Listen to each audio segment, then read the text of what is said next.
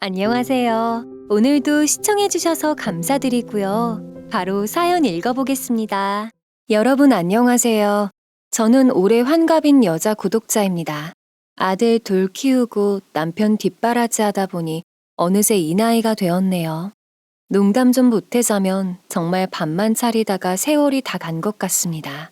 그래도 아이들 다 독립시키고 남편과 둘이 지내고 나서부터는 제 삶에도 조금씩 여유라는 게 생겼습니다. 그러다 문득 거울 속에 보이는 흰머리들을 보면 속절없는 세월에 서럽기도 하지만 장성한 아이들과 크게 아픈 곳 없이 건강한 남편, 그리고 우리 가족이 평안한 것만 생각해도 행복하고요. 긴 세월 부대껴 오면서도 큰 갈등이나 싸움 없이 평범히 살아온 남편에게 특히 고마운 마음이 큽니다. 아이들도 더도 말고 덜도 말고 저와 남편 같은 짝꿍을 만나서 잘 살길 바래왔어요. 그런데 평범하고 착한 며느리 맞는 게 얼마나 귀하고도 귀한 일인지 최근 들어서야 깨닫고 있습니다. 저도 다른 며느리들처럼 잘하려면 한없이 잘할 수 있는 사람인데요. 당신들한테는 더 이상 그러기도 싫네요. 이게 얼마 전에 제가 실제로 큰 며느리에게 들은 소리입니다. 믿기시나요? 저에게는 35살 큰아들과 올해 30살이 된 작은 아들이 있습니다. 둘 다 장가를 보냈고요. 작은 아들과 작은 며느리는 대학생 때부터 만나오다가 작년에 결혼을 했습니다. 거의 5에서 6년 정도 연애를 하다가 결혼을 했기 때문에 작은 며느리는 어릴 적부터 얼굴도 잠깐 봐왔던 사이였지요. 늘 생글생글 잘 웃고 예쁜 말만 하는 성격 덕에 저도 참 그 아이를 좋아했습니다. 그런데 큰 며느리는 조금 다른 분위기입니다. 뭐랄까, 좋게 말하면 통통 튀는 매력이 있는 성격이지요. 큰 며느리는 저희 아들과 소개팅으로 만났다고 들었습니다. 결혼 전에 연애 기간도 한 10개월 남짓 될 겁니다. 1년을 채 안 만나고 결혼 허락을 받으러 오길래 조금 당황했던 기억도 납니다. 엄마, 다음 주 토요일 저녁쯤에 시간 좀 낼 수 있겠어? 아빠랑 둘 다. 나는 될 것 같고 아빠도 한번 물어볼게. 그런데 왜? 나 결혼하고 싶은 사람이 생겨서 엄마 아빠한테 인사 한번 시켜주는 게 먼저잖아. 조만간 프로포즈 할 생각이거든. 얼마 전에 만났다는 그 여자애? 네 인생이고 네 결정이긴 한데 조금 이른 생각이지 않니? 그만큼 확신이 있어서 그래. 평생 함께할 사람을 만나려면 크게 한번 싸워도 보고 장기간 여행도 가보고 이것저것 다 해보라는 말이 있잖아요.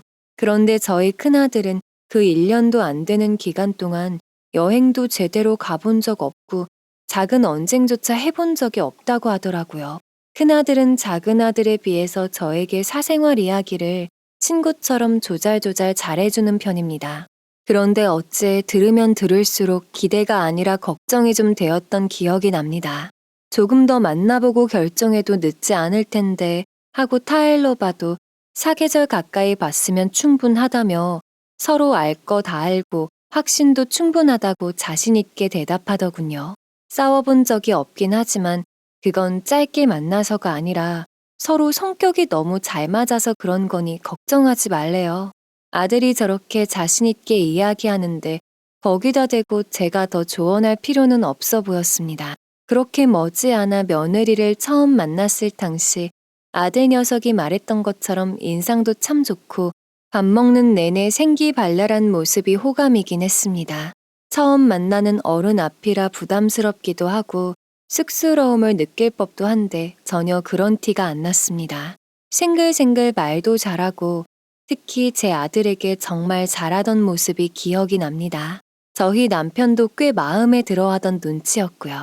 다행히 며느리도 당시 저희를 처음 봤을 때 두 분 다 인상이 정말 좋으셨고 친절하게 대해주셔서 감사했다고 아들에게 말했다고 합니다. 그렇게 작은 아들과는 다르게 큰아들은 정말 쾌속으로 결혼 준비를 밟아 나갔습니다. 상견례도 결혼식 준비와 신혼집 준비도 아주 착착 잘 진행하더군요. 그때까지만 해도 별 기억에 남는 일화도 없을 만큼 모든 것이 평범하고 무난했습니다.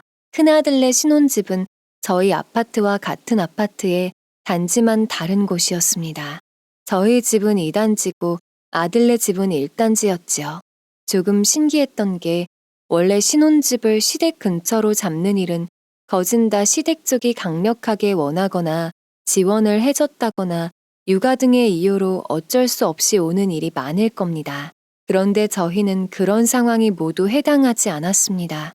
게다가 아들 회사에서 이 아파트가 그리 가까운 편도 아니었습니다. 차로 3에서 40분 거리긴 하지만 그거보다 더 가까운 거리에 새로 지어진 아파트들이 더 많았고 시세도 아주 비슷했거든요.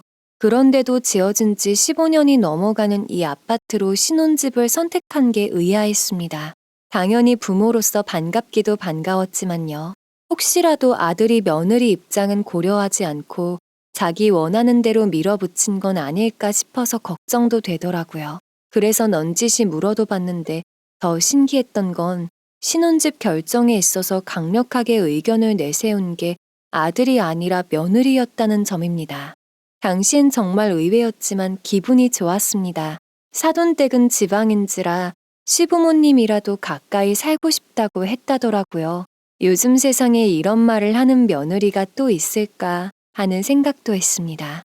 그래서 더욱 친딸처럼 잘 대해줘야겠다고 다짐도 했습니다. 실제로 신혼집 입주 이후로 자기들이 먼저 시댁을 참 자주 찾아왔었습니다. 혹시라도 신혼생활에 방해라도 될까봐 웬만해서는 먼저 놀러 오라고도 잘 안 했거든요. 그런데도 알아서 툭툭 찾아와서 놀고 가고 밥 먹고 가고 커피도 마시곤 했죠. 특히 저 혼자 있는 낮 시간에 며느리가 찾아와서 친구처럼 한참을 앉아 수다도 떨고 가고 하는데 어찌나 기특하고 고마웠는지 모릅니다. 하지만 모든 관계는 너무 가까울수록 문제가 더 선명하게 보이는 법인가 봅니다. 며느리가 한창 매일같이 찾아오던 때가 있었는데요. 참고로 며느리는 결혼 준비와 함께 다니던 회사를 그만둔 상태였습니다. 결혼하자마자 아이를 가질 예정이고 아이를 다른 데 맡기기보다는 본인이 도맡아서 키우고 싶어서 내린 결정이라고 하더라고요. 하루는 저희 집에 오자마자 입이 뾰루퉁하게 나와 있길래 왜 아침부터 부부싸움이라도 한 거요? 하고 물었습니다. 그런데 큰며느리가 소파에 털썩 앉더니 이런 말을 하는 겁니다. 아니요. 이번 달도 아기 소식이 없어서요. 다음 달에도 소식이 없으면 병원에 가볼 생각이긴 한데요. 일단 지금으로서 생각해보면 오빠가 문제가 좀 있는 것 같단 말이죠. 무슨 문제? 요새 몸이 좀 허하다니? 아니요. 일단 뭐 술, 담배 끊겠다더니 줄이기는 했지만 완벽하게 끊지도 못했고 요즘 보면 배도 점점 더 나오는 것 같아요. 아이고, 자기 이세 생각해서라도 한 번에 확 끊어야지. 이놈 이거 정신력이 모자라구만. 근데 건강상으로 다른 뭐 문제가 있는 건 아니고? 뭐 그건 모르죠. 다음 달에 검사랑 같이 몇 가지 기본 검진도 좀 받아보려고요. 집에 오자마자 덜컥 아들 녀석에게 문제가 있는 것 같다는 이야기를 하길래 순간 저는 좀 놀랐습니다. 정말로 무슨 문제라도 있는 줄 알고요. 그런데 이야기를 해보니 그런 내용은 아니길래 안심을 하고 며느리 편을 좀 들어줬어요. 생각해보면 남편 뒷담화도 시어머니랑 정말 친구처럼 친해야 가능한 일이잖아요. 그런 이유로 저는 며느리가 그런 이야기를 시시콜콜 해주면 기분이 좋기도 했고요. 그런데 어느 순간부터 며느리의 뒷담화 수준이 조금씩 이중적으로 보이기 시작했습니다. 일단 선을 살짝 넘어가는 듯한 발언이 많아지기 시작했습니다. 제가 한번 커트를 해버리면 그 뒤로 수습이 힘들 것 같아서 그냥저냥 듣고 넘겨버린 적이 대다수인데요. 어머니, 솔직히 아직도 저 길 가다 보면 가끔씩 남자들이 번호도 물어보고 그러거든요. 근데 남편은 그런 제 소중함도 모르고 관리를 똑바로 안 하는 것 같아요. 하루가 다르게 아저씨처럼 늙어가는데 솔직히 4살 차이밖에 안 나는데 액면가로 보면 거의 10살은 차이 나는 줄 알겠더라고요, 제 친구들이. 아휴, 아이고야, 그래. 근형이가 어릴 때부터 노안이라는 소리를 듣기는 좀 들었지. 예쁜 마누라 들였으면 자기 관리를 좀 해야지. 안 되겠네, 이 녀석. 그쵸, 그쵸. 예쁜 와이프 소중한 줄 알아야 되는데 이러다가 저 잘난 사람 만나서 확 환승해버리면 어떡해요. 대충 장단을 맞춰주다가도 갑자기 다른 남자가 어쩌고 다른 남자한테 재혼을 가니 마니 이런 이야기까지 나오면 저도 사람인지라 순간적으로 표정 관리가 안 됩니다. 그런 말까지 다 들어줄 만큼 제가 며느리에게 스스럼 없을 필요도 없다고 생각하고요. 어화둥둥 다 받아주는 것보다는 잘못된 건 잘못됐다고 지적하는 게 맞겠죠.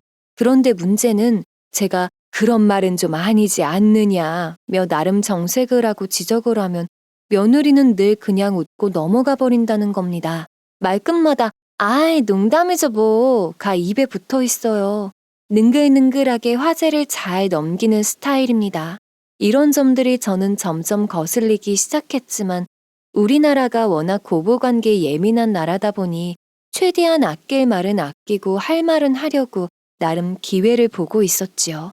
때마침 그런 제 입에서마저도 너는 뭘 그런 것까지 말하고 그러니 하고 언성을 높이게 만든 일이 있었습니다.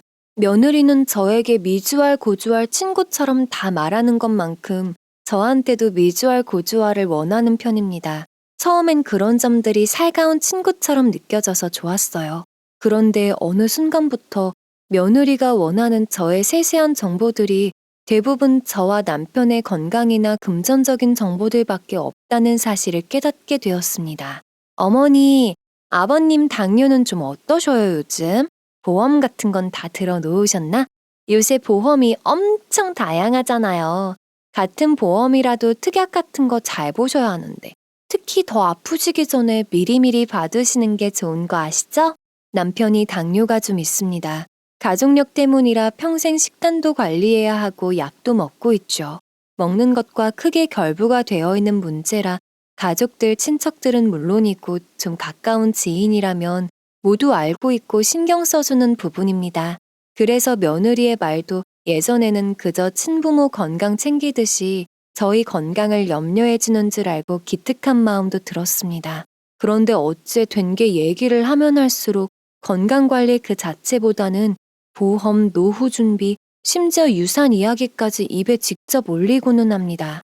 저희 입장에서는 듣기 껄끄러울 수밖에 없는 주제들이지요. 예를 들어 비슷한 이야기를 하더라도 작은 며느리와 큰 며느리의 반응은 극명하게 다릅니다. 어머님, 요새 무릎 아픈 건 좀 어떠세요? 남편한테 들어보니까 요새 팔목이랑 어깨도 안 좋으시다면서요.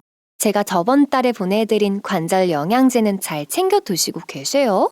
아이고, 그럼 누가 준 건데 빼먹을 리가 있나? 에휴, 남편 챙기다가 내 몸 훅 가는 걸 모르고 살았지 뭐. 더 나이 먹어서 자식들한테 민폐 안 끼치려면 운동도 좀 해야겠어. 어머니, 벌써부터 그런 소리 마세요. 말 나온 김에 저랑 가끔씩 경사 완만한 곳으로 산보도 다니고 해요. 수영도 좋다던데. 제가 가까우면 같이 다닐 텐데요. 아, 맞다. 큰형님이랑 같이 다니시면 좋지 않을까요? 이렇듯 작은 며느리는 가끔 통화라도 하면 이렇게 저와 남편의 건강에 대한 이야기만 합니다. 자주 연락하지는 않지만 한 번 연락하면 30분 정도는 거의 제 몸 관리 이야기만 할 정도지요. 큰며느리처럼 애교가 많고 활발한 성격은 아니지만 이야기하다 보면 담백한 진심이 느껴지는 아이입니다. 그런데 큰며느리는 뭔가 그 반대의 느낌이에요. 같은 주제의 이야기인데도 돈 정리를 미리미리 해놓아야 좋다든지 요즘은 치매도 무섭다던데 그런 게 오기 전에 재산 정리도 전문 관리사한테 맡기는 게 좋다든지 그런 이야기를 많이 합니다. 사실 제가 그런 쪽으로 영 관심이 없다거나 차일피일 미루는 스타일이었다면 큰며느리의 그런 조언들을 쓸모있게 들었을 겁니다. 하지만 저와 남편은 그런 스타일이 전혀 아닙니다. 사실 아이들에게 대놓고 이야기하지는 않았지만 남편이 당뇨 판정을 받고 난 직후부터 저희는 재산 관리를 좀 뚜렷하게 해오고 있었습니다. 저희가 아주 부자는 아니지만 돈이 없지도 않은 집이라 저희 노후 자금과 아이들에게 나눠줄 유산 등을 비교적 젊을 때부터 신중하게 이야기해둔 상황이었죠. 두 아들이 결혼하기 전에는 이런 이야기도 종종 했었습니다. 너희는 장남이고 차남이고 이런 것 하나 없이 딱 반반이야. 빚이 있어도 반반, 재산이 있어도 반반. 알겠니? 아, 뭐야, 빚이라니. 이놈들아, 농담이지. 아무튼 명심들 해. 둘 중 누구라도 법을 거스르는 행동을 하거나 가족을 등지는 행동을 한다? 그럼 걔는 장남이든 차남이든 국물도 없는 거야. 그러니까 나이를 먹더라도 늘 서로 의지하고 우애 좋게 지내야 한다. 엄마도 참, 진짜 별소리 다 해. 당연하지. 저희 집이 뭐 재산 싸움까지 미리 걱정할 정도로 재벌집이라든지 그런 건 아니었지만 두 형제가 늘 서로를 의지하고 위하면서 살았으면 하는 마음의 한 소리들이었죠. 하지만 아이들이 모두 제 짝을 찾아 가정을 이루고 나서는 그런 이야기를 대놓고 한 적은 없습니다. 아무리 농담이었다 한들 며느리들 입장에서는 오해의 소지가 있을 수 있으니까요. 하지만 생각해보면 작은 아들이 농담 삼아 가족 외식 때 이런 이야기를 한 적이 있었죠. 이것저것 세상 돌아가는 이야기를 주고받다가 은행금리 관련된 이야기를 하던 중이었던 걸로 기억하는데요. 그 이후로 큰며느리가 유독 돈 얘기를 많이 하는 것 같다는 느낌이 들기도 했습니다. 형수님, 우리 집 진짜 확실하고 철저해요. 은행도 못 믿는 집이라니까요. 장롱 열어보면 금괴가 아주 그냥. 네? 금괴요? 은행도 결국 사람들이 관리하는 거잖아요. 못 믿는다 이거죠. 우리 엄마 아빠는 사람보다 금을 믿는 분들이죠. 형이랑 나랑 어렸을 때부터 금괴 한 조각도 반으로 딱 잘라서 공평하게 나눠주겠다고 하셨어요. 그 말에 다들 호탕하게 웃었던 기억이 납니다. 작은 아들의 금괴 이야기는 물론 모두 농담이고요. 그런데 큰며느리에게는 그게 농담으로만은 들리지 않았나 봅니다. 그 뒤로 저한테 툭하면 어머니 진짜 금을 모으세요? 어머니 금 시세도 변동이 들쑥날쑥한데 현금화도 좀 해야 하지 않으세요? 등의 질문을 한 적이 있거든요. 저는 그럴 때마다 너는 순진한 거니 아니면 금을 좋아하는 거니 뭐니? 당연히 농담이지 뭘 그걸 자꾸 묻고 있어. 그리고 장롱 한가득 금으로 채울 만한 돈도 없네요 이 사람아. 하고 설명을 했지만 며느리는 긴가민가한 웃음만 지으며 넘어갈 뿐이었어요. 한때는 그런 질문들이 귀엽다고 생각한 적도 있는데 그게 절대 귀여운 게 아니었더군요. 사실 큰아들네와 같은 아파트에 살면서 며느리 성향이 나랑 생각보다 안 맞다 정도는 인지하고 있었지만 며느리가 워낙 능글맞고 자기 남편 앞에서는 애교도 정말 많은 스타일이거든요. 제 앞에서는 남편 뒷담화도 하고 눈치 없는 소리도 해서 미워 보일 때도 있었지만 결론적으로 제 아들에게 잘한다는 점만으로도 저는 웬만하면 아무것도 문제 삼고 싶지 않았습니다. 가까이 살고 매일 같이 보는데 얼굴 붉힐 일이 생기면 며느리는 물론이고 아들과도 사이가 서먹해질 수밖에 없을 테니까요. 그래도 여자는 곰보다는 여우지. 저렇게 여우처럼 남편한테 잘하는 것만으로도 능력이다 생각하며 어떻게든 큰며느리를 예쁘게 보려고 노력했었습니다. 그맘때쯤 큰 아들네에는 예쁜 강아지가 한 마리 생겼습니다. 이름은 말이죠. 며느리가 도로가를 위험하게 다니고 있던 주인 잃은 강아지를 주워오게 되었다고 하더라고요. 저희 집은 남편 동물 알러지가 워낙 심해서 강아지고 고양이고 반려동물 자체를 키워본 적이 없는 집인지라 그 말이라는 아이가 어찌나 귀여웠는지 모릅니다. 그리고 며느리가 길을 떠돌아다니던 강아지를 마음 아파 주워왔다는 사실도 좀 의외였어요. 큰며느리에게 그런 따뜻한 마음구석도 있는구나 하는 생각도 들었죠. 그래서 며느리더러 시댁에 놀러 올 때마다 마리도 산책할 겸 같이 데리고 오라고 하고는 했어요. 며느리도 그게 좋았는지 남편이 없는 낮 시간에 놀러 올 때면 마리를 꼭 데리고 오고는 했습니다. 강아지 키우시는 분들은 아시겠지만 겨울쯤 되면 강아지들도 두꺼운 옷 입고 산책 다니고는 하잖아요. 동물을 영 모르고 살았던 저인지라 그런 모습이 어찌나 아기 같고 귀엽던지 모릅니다.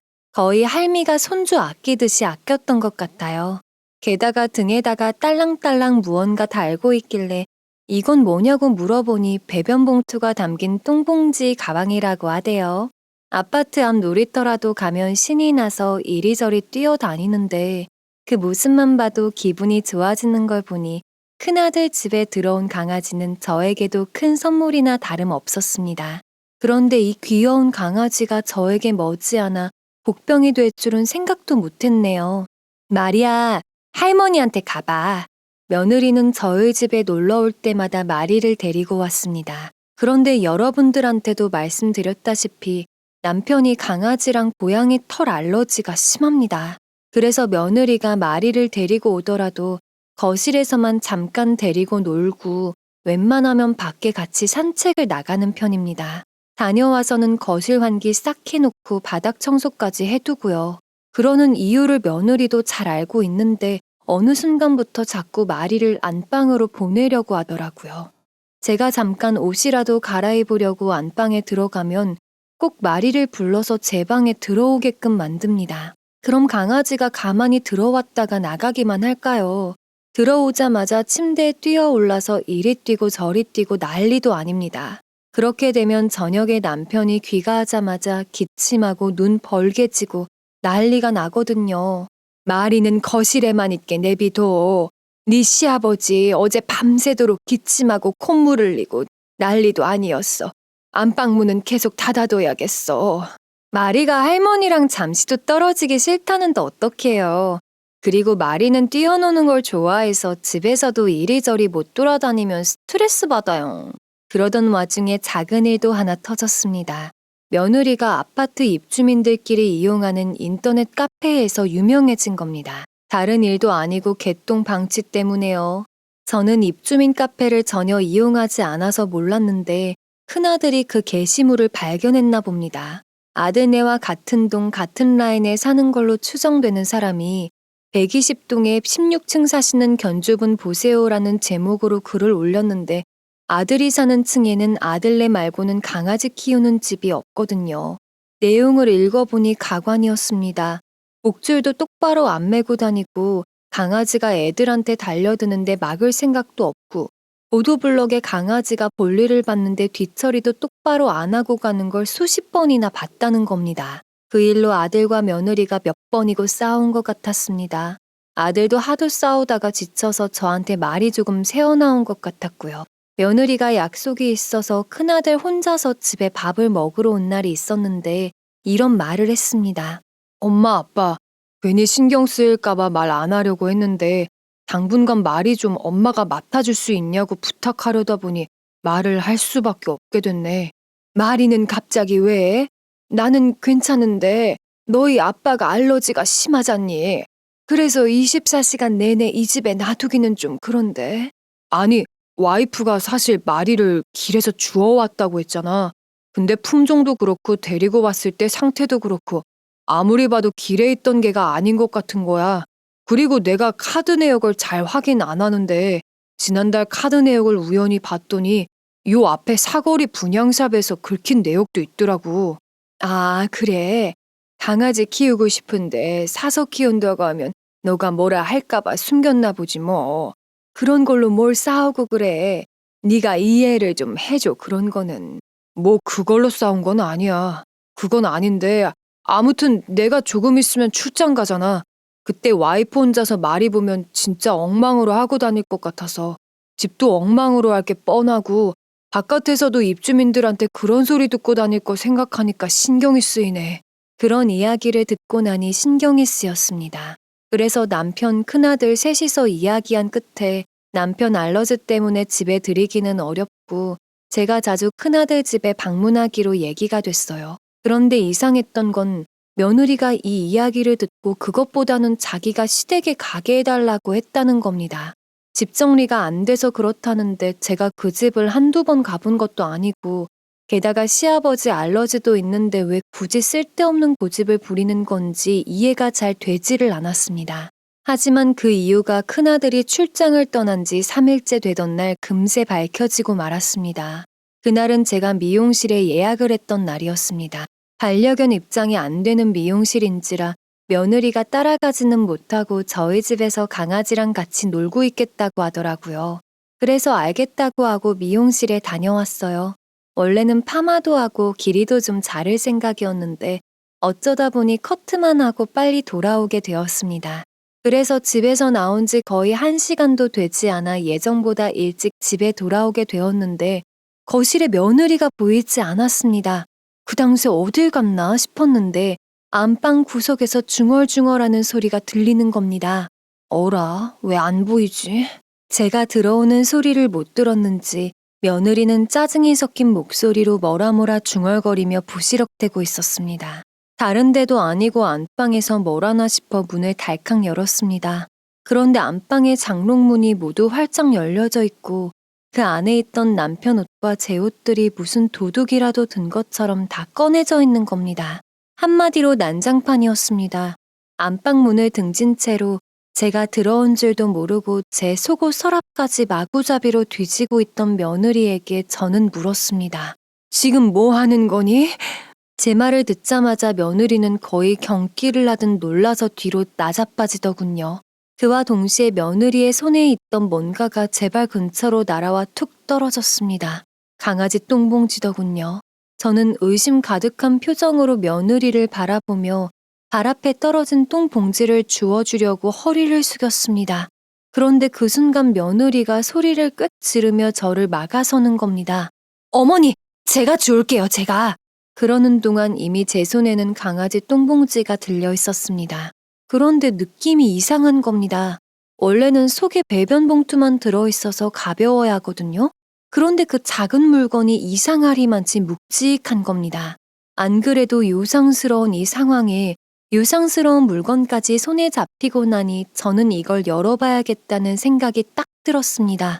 그래서 며느리가 일어나서 달려오기 전에 그 봉지를 열어버렸습니다. 그런데 그 안에서 아주 조그만한 초소형 카메라가 똑 떨어지더군요.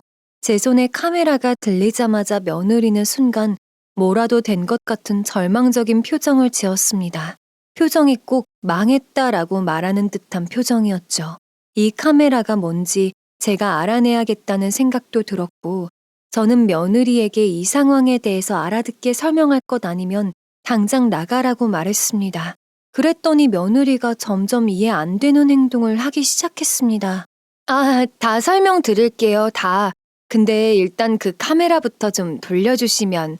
됐고, 설명부터 하라고 했다, 분명히. 일단 그거부터 돌려주면 얘기한다고요.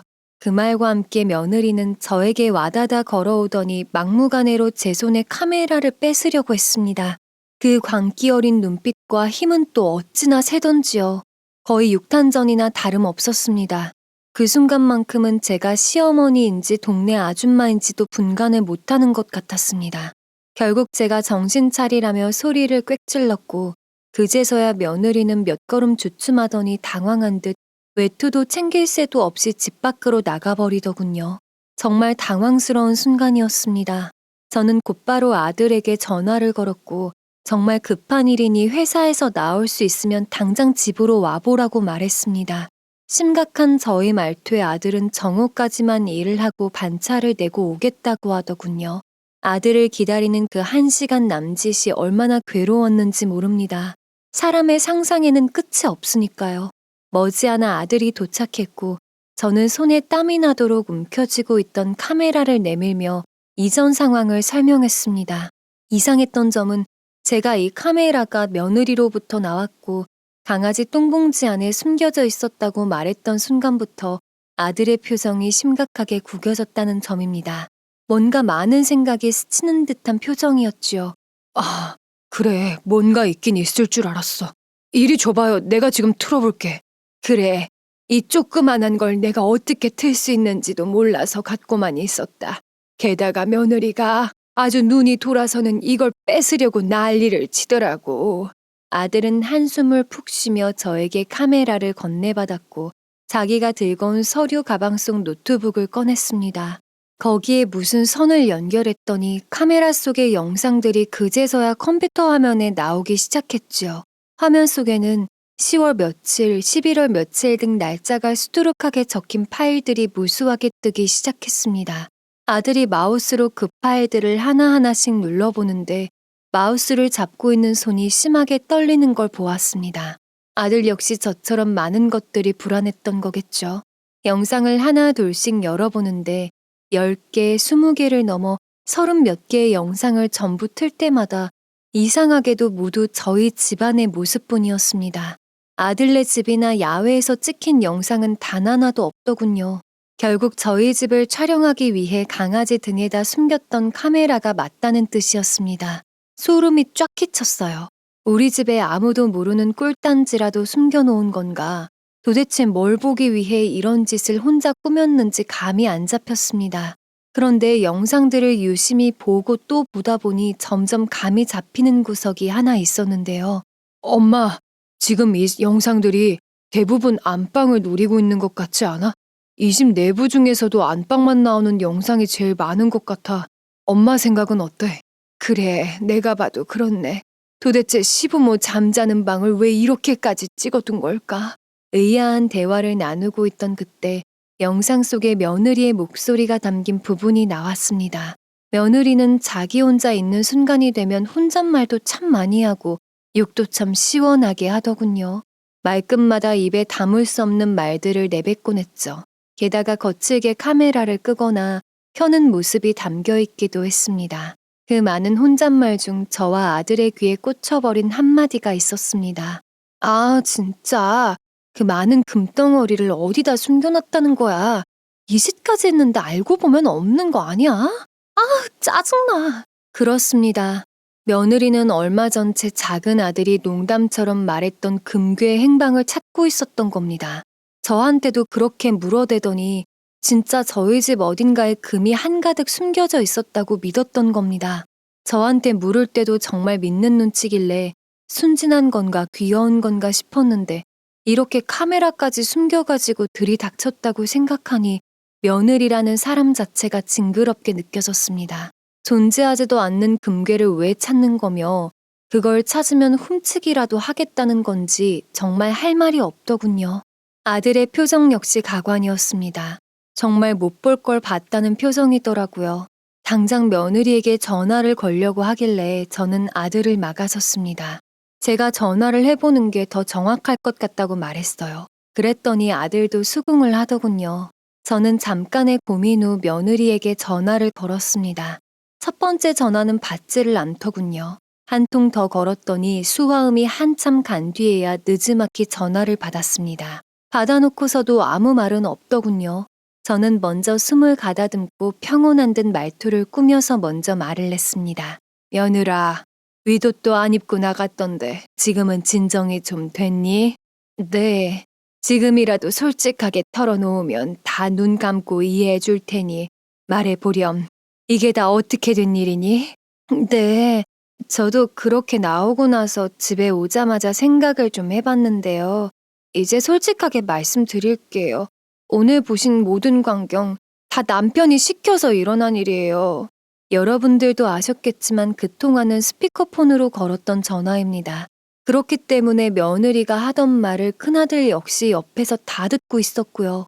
며느리의 대답을 듣자마자 큰아들이 눈을 질끈 감으며 한숨을 푹 쉬더니 제 전화를 획 뺏어가 버렸습니다. 그리고는 자기가 이야기를 하더라고요. 내가 뭘 시켰는데? 1초도 망설이지 말고 있는 그대로 말해보지 그래. 뭐야 당신? 회사 간 거 아니었어? 딴소리하지 말고 하던 말 계속 해보라고. 이게 어디서 끝까지 거짓말이야. 당신 정말 머리가 어떻게 된 거야?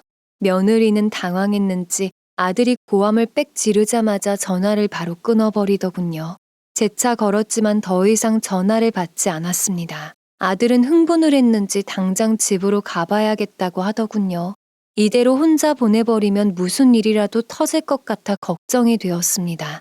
그래서 저도 서둘러 따라 나섰어요. 그러나 며느리는 남편이 화가 나서 집으로 올 걸 알았던 건지 고당새 집에서 나가곤 없더군요. 이때 정말 마음이 아팠던 건 아들이 텅 빈 집안을 보자마자 어린아이처럼 퍼질러 앉아서 엉엉 울기 시작하는 겁니다. 아들 말대로 집구석은 난리통이더군요. 강아지는 힘없이 구석에 앉아 있다가 저희가 들어오는 걸 보자마자 반가워서 꼬리를 흔들고 주변을 돌아보니 배변 패드도 하나도 안 치워져 있고 식탁 위에 음식물 쓰레기도 한가득인 것이 그냥 살림을 아예 돌보지 않은 게 티가 났습니다. 시어머니인 제 입장에서도 며느리의 이런 행동이 충격적인데 남편 입장인 제 아들은 얼마나 상심이 컸을까요?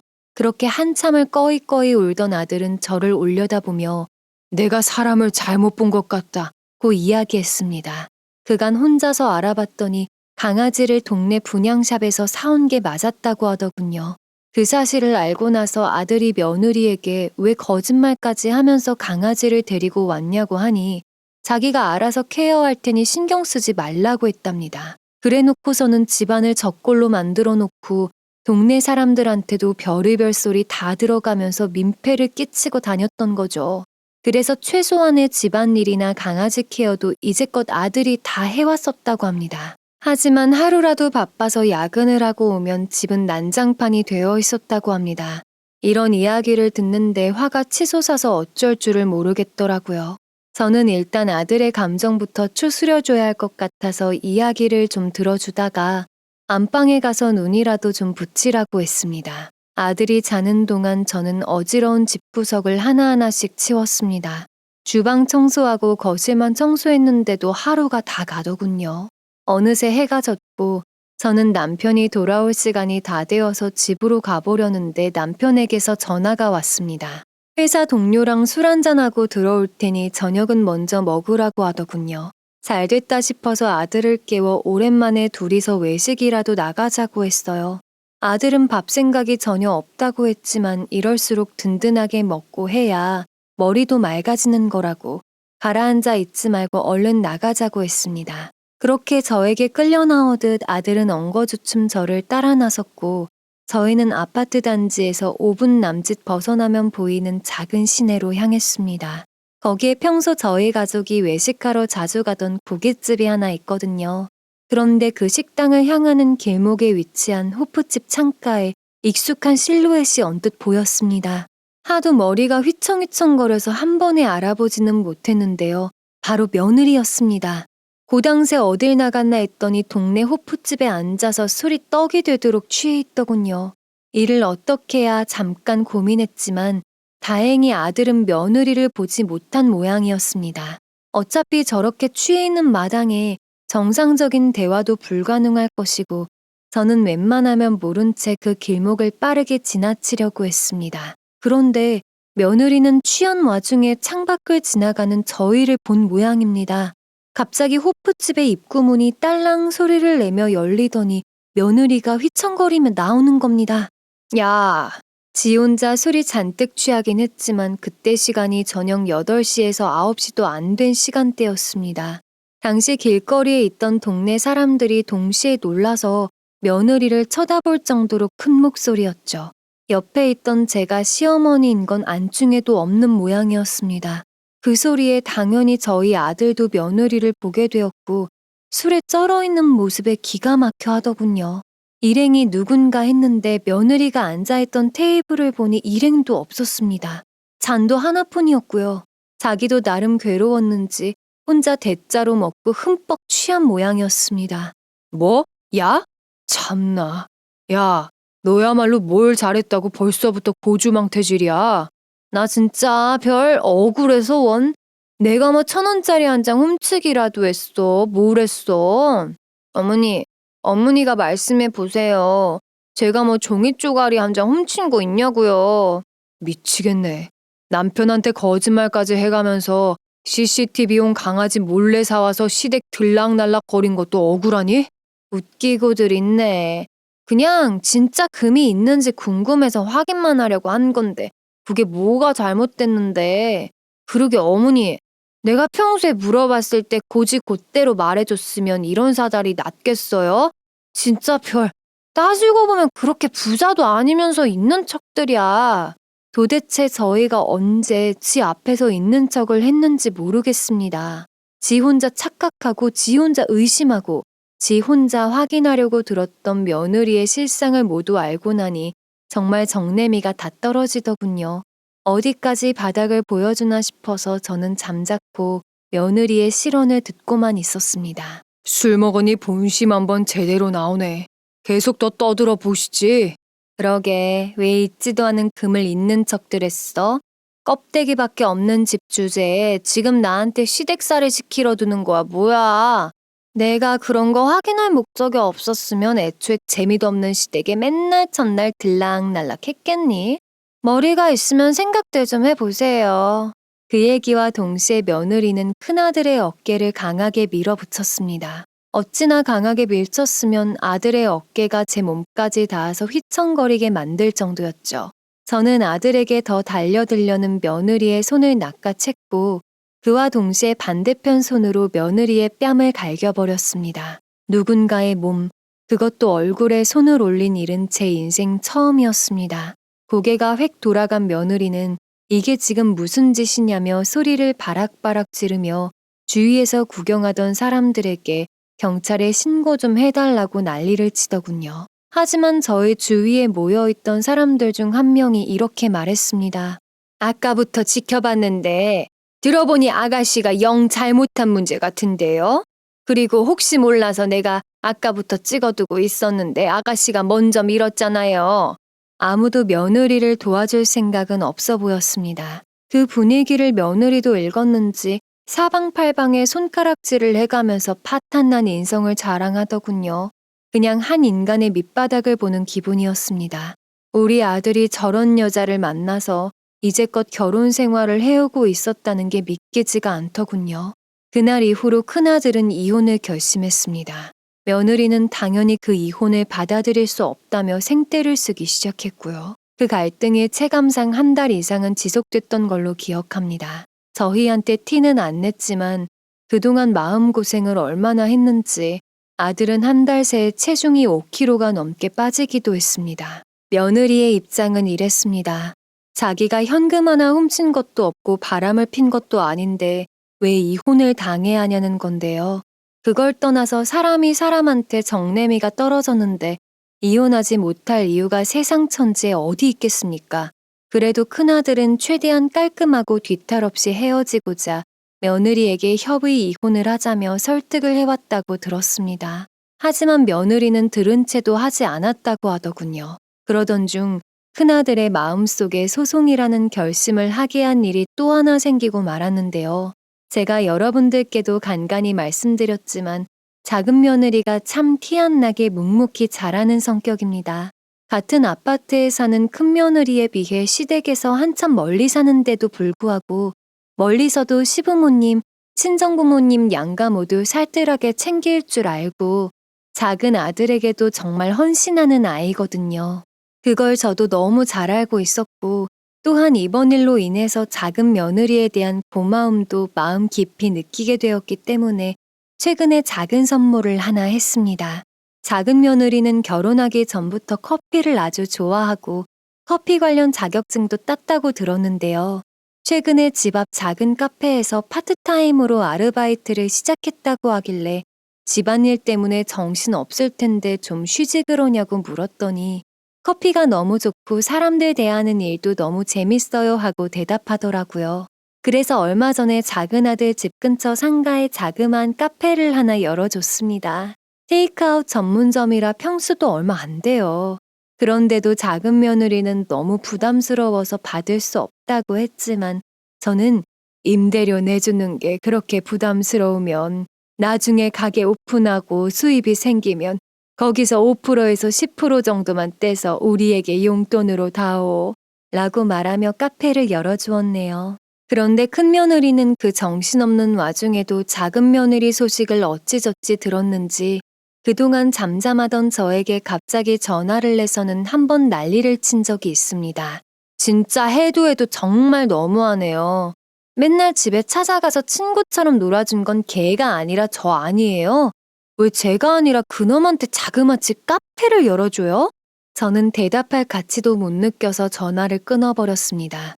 그런데 큰 며느리는 기어코 정신을 못 차리고 작은 며느리가 오픈한 카페까지 굳이 찾아가서 깽판을 친 모양입니다. 이것저것 부수고 소리를 꽥꽥 지르며 또 난동을 부렸던 모양이죠. 결국 경찰까지 불렀답니다. 그 와중에 큰 며느리는 자기도 결혼 생활에 대한 대가를 받아가야겠다며 작은 며느리 카페에 있던 매장 현금통을 억지로 열어서 현금까지 한 다발 집어갔다네요. 왜 지 결혼 생활에 대한 대가를 동서한테서 받아가겠습니까? 그리고 지 결혼 생활이 뭐가 그리 정상이었다고 감히 대가 따위를 바란답니까? 참 마지막까지도 정상이 아닌 인간입니다.